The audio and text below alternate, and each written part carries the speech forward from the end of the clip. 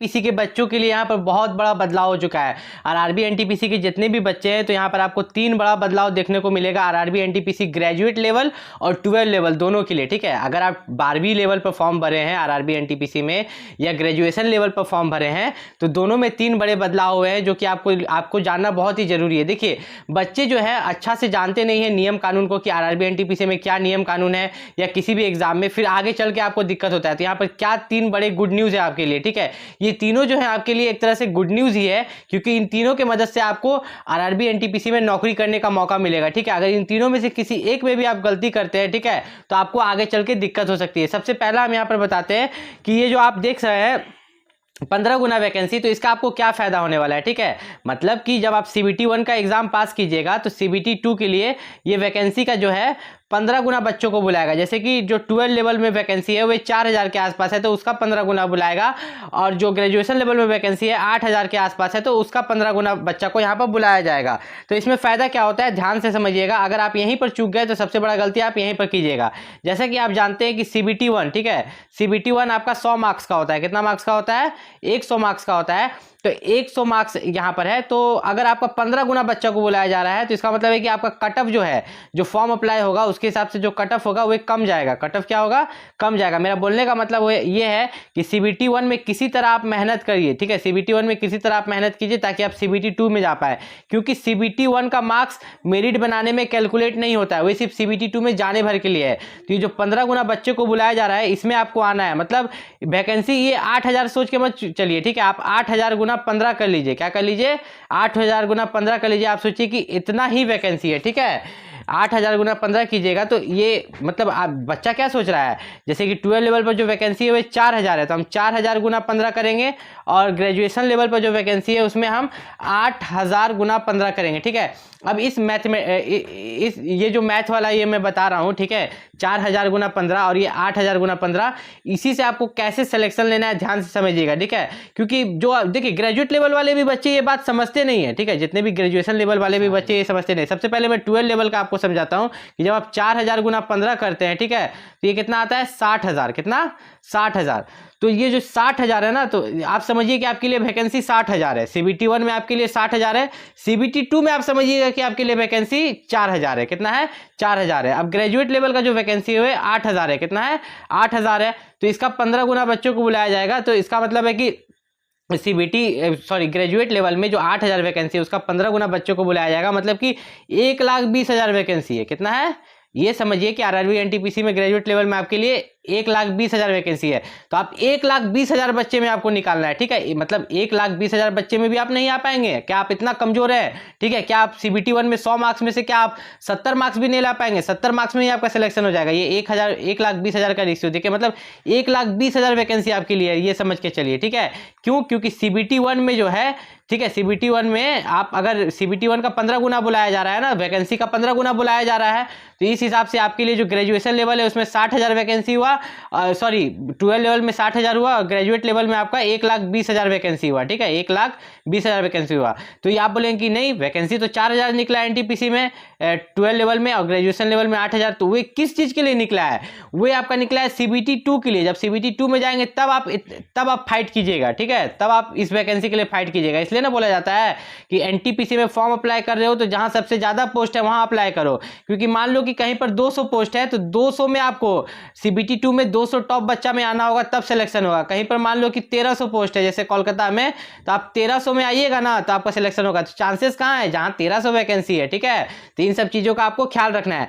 अब बात करते हैं यहाँ पर हम वेटिंग लिस्ट के बारे में। तो वेटिंग लिस्ट कहाँ क्रिएट होता है? आपका जो वेटिंग लिस्ट होता है वो CBT 2 में क्रिएट होता है। कहाँ क्रिएट होता है? CBT 2 में। तो आज इसको ध्यान से समझेंगे, क्योंकि वेटिंग लिस्ट का मतलब भी बहुत बच्चे समझ नहीं पाते हैं।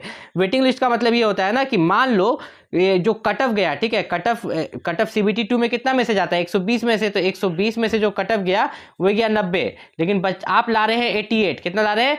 88। जो बच्चा 90 प्लस लाया होगा उसका सिलेक्शन तो हो गया, लेकिन सिलेक्शन होने के बाद भी अगर वो ज्वाइनिंग नहीं करता है या छोड़ देता है किसी कारण से, कारण बहुत सारा हो सकता है, जैसे कि ALP का फॉर्म भी भरा होगा, RPF का भी भरा होगा, टेक्नीशियन का भी भरा होगा, ग्रुप डी का भी भरा होगा, SSC का भी फॉर्म भरा होगा, किसी में भी SSC का भी फॉर्म सब निकलता है, उधर सिलेक्शन हो गया तो बोला होगा क्या है हम NTPC का करेंगे, छोड़ के उधर चल गया। तो ये आप तो लाए थे 88, आपका फाइनल मेरिट नहीं बना था, तो तो ये वेटिंग लिस्ट क्रिएट करेगा आपके नाम का, ठीक है। जो बच्चा लोग कम मार्क्स लाएगा उसके लिए रेलवे वेटिंग लिस्ट क्रिएट करेगा। जैसे ट्रेन में कैसे वेटिंग लिस्ट क्लियर हो जाता है, तो उसी तरह आपका वो बच्चा जब छोड़ देगा जॉब को तो आपका वेटिंग लिस्ट क्लियर हो जाएगा। अब तीसरा जो सबसे बड़ा यहाँ पर गुड न्यूज़ के बारे में बात करने वाले हैं, या इसको बदलाव भी मान सकते हैं, कि पहले क्या होता था ना कि जब भी डॉक्यूमेंट वेरिफिकेशन होता था, ठीक है, पहले जब भी आपका डीवी होता था, डॉक्यूमेंट वेरिफिकेशन होता था, तो इसमें आपको एक छूट मिलता था। अब ये छूट क्या होता था डॉक्यूमेंट वेरिफिकेशन के लिए?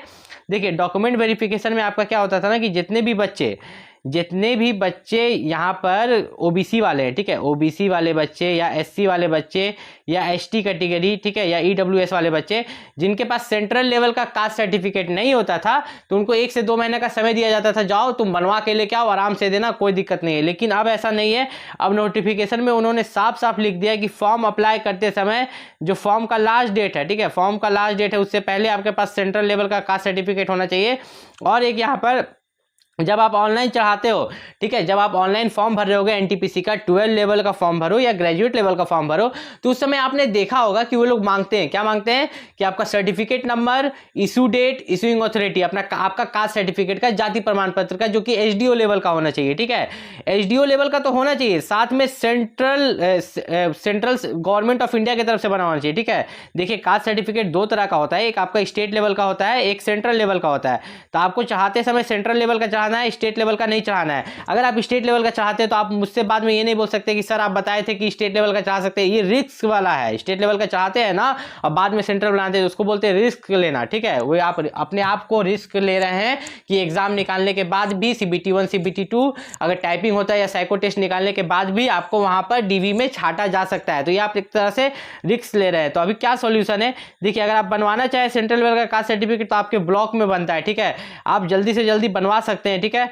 अगर नहीं बन पा रहा है तो आपको क्या करना है, आप यहाँ पर आपके पास 2 उपाय, या तो रिस्क लेके आप स्टेट लेवल का डाल दीजिए, ठीक है, या आप जनरल से बन के फॉर्म भर सकते हैं। मैं तो बोलूंगा कि आप रिस्क लेके स्टेट लेवल का डाल दीजिए फिर बनवा लीजिएगा, ठीक है, ये मेरा ओपिनियन है। अब ये इसमें आप सोच सकते हैं। अब मैं आपको ये बताने वाला हूँ कि सबसे मेन तो CBT 1 है। अगर आप CBT 1 में पास नहीं कीजिएगा तो CBT 2 में जाके कीजिएगा क्या? तो आप यहाँ पर CBT 1 का मेरा देख सकते हैं, ठीक है, मैंने ये CBT 1 का खोल के रखा है। तो इसमें आप देखिएगा कि एग्जाम में आपको जो टोटल समय मिल रहा है, ठीक है, एग्जाम में जो आपको टोटल समय मिल रहा है 90 मिनट, कितना? 90 मिनट का समय मिल रहा है। और यहाँ पर आपका जनरल अवेयरनेस 40 मार्क्स का है, ठीक है, मैथमेटिक्स 30 मार्क्स का है, जनरल इंटेलिजेंस वही 30 मार्क्स का है, टोटल 100 क्वेश्चन है। तो यहाँ पर सबसे ज़्यादा हम देखें कि जनरल अवेयरनेस 40 मार्क्स का है। मतलब जनरल अवेयरनेस में आपका क्या क्या आ जाता है? जनरल अवेयरनेस में आपका जीके आ जाता है, जीएस आ जाता है और करंट अफेयर आ जाता है, 3 चीज़ आता है। सबके लिए बुक भी बताएंगे, चिंता ना करें, सबके लिए हम बुक भी बताएंगे। सबसे मेन हम यहाँ पर देखते हैं एक चीज़ को कि मैथ जो है आपका 30 है, रीजनिंग भी 30 है, बराबर है। तो अब बच्चा को क्वेश्चन अटेम्प्ट कैसे करना है, तैयारी कैसे करना है? देखिए, यहाँ जो मैथ 30 मार्क्स का है, रीजनिंग 30 मार्क्स का है, कोई बच्चा का मैथ मजबूत होगा, कोई बच्चा का यहाँ पर रीजनिंग मजबूत होगा, ठीक है, किसी बच्चा का मैथ मजबूत होगा और किसी बच्चा का रीजनिंग मजबूत होगा। तो अगर आपका मैथ मजबूत है तो आप मैथ में 30 बनाइए, उसको और अच्छा कीजिए। अगर आपका रीजनिंग मजबूत है तो आप रीजनिंग को 30 में 30 बनाइए, उसको और अच्छा मजबूत कीजिए। तो किसी एक सेक्शन में आपको यहाँ पर 30 में 30 अटेम्प्ट करना होगा, किसी एक सेक्शन में 30 में आप 20 से 25 क्वेश्चन अटेम्प्ट कर सकते हैं, ठीक है। जनरल अवेयरनेस क्या है? अनसर्टेन है, पता नहीं कि क्या जीके जीएस करंट अफेयर आएगा, ठीक है, तो उसके पीछे ज़्यादा समय बर्बाद नहीं करना। लेकिन ये सबसे ज़्यादा स्कोरिंग सब्जेक्ट है, तो इसको कैसे पढ़ना है सही समय से, ठीक है, सही समय से कैसे पढ़ना है मैं इसी वीडियो में आपको बताने वाला हूँ। देखिए, general awareness, specially general awareness को टारगेट करते हैं हम लोग। तो जनरल अवेयरनेस के लिए आपको करना क्या है, आपको स्पीडी पब्लिकेशन का बुक खरीदना है। देखिए, यहाँ नाम लिख रहे हैं SPEEDY, स्पीडी पब्लिकेशन का, ठीक है, अलग अलग आता है, जीके का अलग आता है, जीएस का अलग आता है और करंट अफेयर का अलग आता है, ठीक है। आपको स्पीडी पब्लिकेशन का जीके, जीएस और करंट अफेयर का बुक खरीदना है, ठीक है, और इसी से आपको जनरल अवेयरनेस का तैयारी करना है। ये नहीं कि यूट्यूब पर गए, कोई टीचर का वीडियो उठाएं, करंट अफेयर का, जीके जीएस का, स्टैटिक जीके का पढ़ रहे हैं यूट्यूब से, तो यूट्यूब पर आपका समय बर्बाद होता है। यूट्यूब पर जब आप देखते हो, क्वेश्चन को देखते हो, एक क्वेश्चन बताने में वो 1 मिनट लगा रहा है, 30 सेकंड लगा रहा है, आप बुक में तो तुरंत पढ़े तुरंत निकल गए, ठीक है। जितना देर में 1 घंटा में देखिएगा, 1 घंटा में यूट्यूब में आपको 30 को क्वेश्चन बताएगा, यहाँ पर आप जीके का क्वेश्चन यहाँ पर आप 100 को कर लीजिएगा 1 घंटा में, ठीक है। तो इस बात का आपको खास ख्याल रखना है कि आपका जो यूट्यूब है, ठीक है, यूट्यूब पर जीके के लिए ज़्यादा नहीं जाना है, ज़्यादा ध्यान नहीं देना है। अब देखिए, यहाँ पर साफ साफ लिखा हुआ है कि 1/3 नेगेटिव मार्किंग है, तो आपको नॉर्मलाइजेशन, इससे नॉर्मलाइजेशन पर फर्क पड़ता है, ठीक है। आपको ज़्यादा गलती नहीं करना है, क्योंकि यहाँ पर देखिए आपको जो कटअप आप देख रहे होंगे नॉर्मलाइज्ड कटअप होता है। क्या होता है? Normalized cutoff. जैसे कि टोटल आपका 100 मार्क्स का एग्जाम हो रहा है CBT 1 में, ठीक है। मान लो कि तुम 60 मार्क्स लाए, 60 क्वेश्चन सही किए, तो इसमें नॉर्मलाइजेशन में 10 से 15 मार्क्स बढ़ता है। नॉर्मलाइजेशन में 10 से 15 मार्क्स बढ़ के ये 70 हो जाएगा, ठीक है। याद रखना, हर बच्चा का नॉर्मलाइजेशन में 3 मार्क्स से लेके किसी का 4 मार्क्स, किसी का 10 मार्क्स, किसी का 15 मार्क्स नॉर्मलाइजेशन में आपका इंक्रीज होता है। जो भी आप कटअप देखते हो यूट्यूब पर, बहुत सारा टीचर का कटअप देखते हो ना, वो नॉर्मलाइज्ड मार्क्स रहता है, उतना ज़्यादा नहीं लाना है। कटअप 80 देख रहे हो ना, तो मान के चलो कि यहाँ पर 72 ही गया होगा। कितना? 72 या 70 ही मार्क्स लाया होगा बच्चा, और नॉर्मलाइज होकर उतना चला गया होगा, ठीक है। नॉर्मलाइज होके उतना चला गया होगा। जितने भी बच्चे RRB NTPC की तैयारी कर रहे हैं, तो बहुत जल्द मैं आप लोगों के लिए जो पिछला साल कटअप गया था और इस साल को रिलेट करके लाने वाला हूं। और जैसे ही फॉर्म अप्लाई का डेट खत्म होगा, तो RTI को मैंने फॉर्म भर दिया, जैसे ही रिप्लाई आएगा तो मैं आप लोगों के लिए एक वीडियो बना दूंगा कितना टोटल फॉर्म फिलअप हुआ। मिलते हैं अगले वीडियो में, तब तक के लिए नमस्कार।